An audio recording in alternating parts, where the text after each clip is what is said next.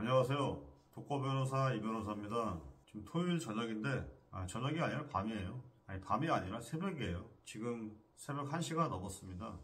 제가 유튜브를 킨 이유는 오늘 정확히 어제인데 대통령 탄핵 소추가 인용이 돼가지고 직무 정지가 됐잖아요. 그래서 그와 관련된 얘기를 잠깐 해볼까 해가지고, 근데 이제 직무가 정지된 거지 파면된 건 아니거든요.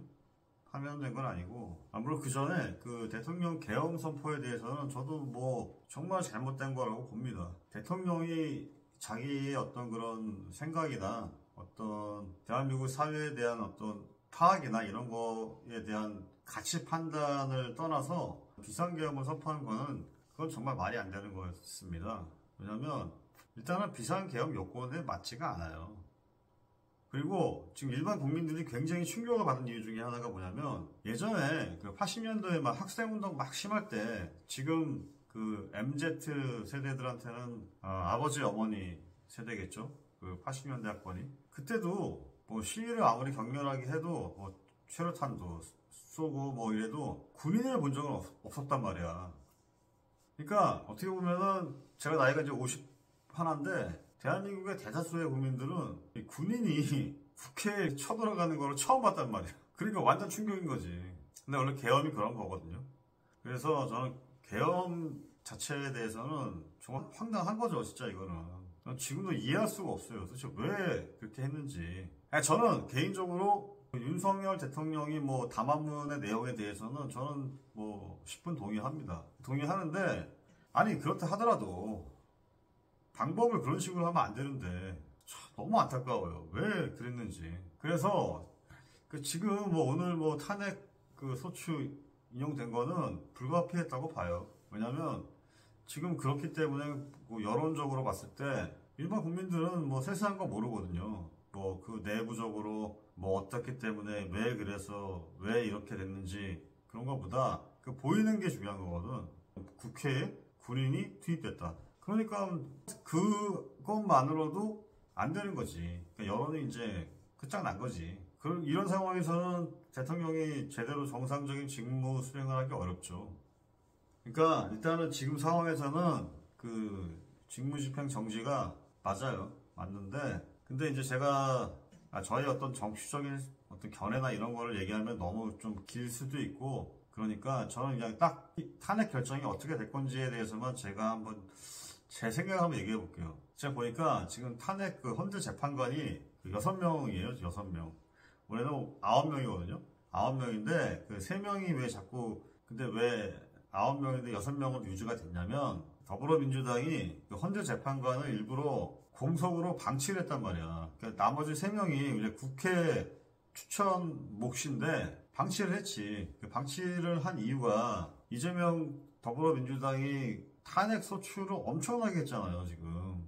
거의 뭐 10수건 행정부 장관들 제가 보기에는 10명 넘어가죠. 10명 넘고 뭐 특검도 그렇고.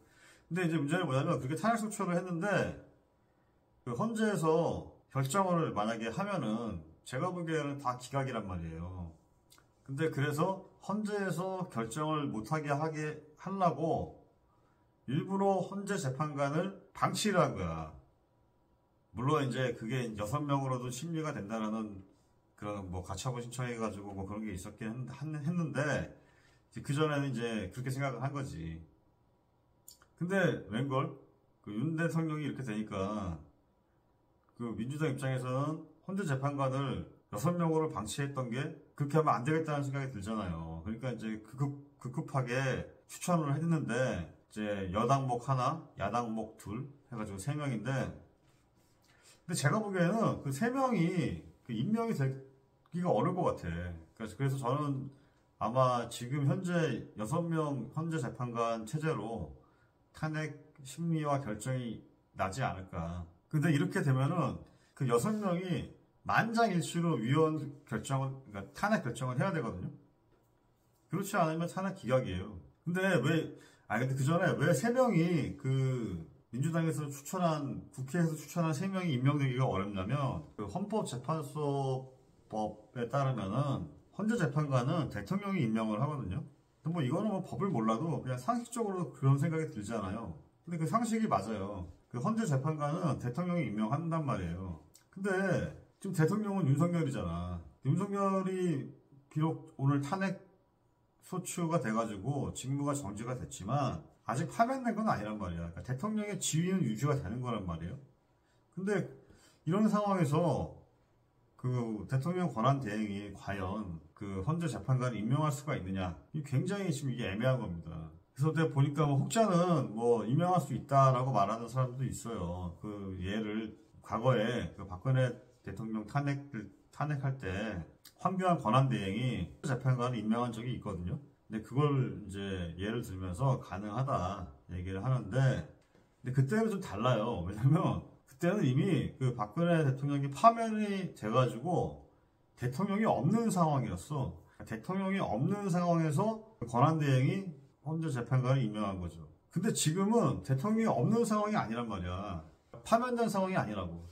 직무가 정리된 것 뿐이지 대통령의 지위는 유지가 되고 있단 말이에요. 근데 이런 상황에서 과연 그 권한대행이 적극적인 통치 행위를 할 수가 있는가? 헌재 재판관을 임명하는? 저 생각은 그러기가 어렵다고 보거든요.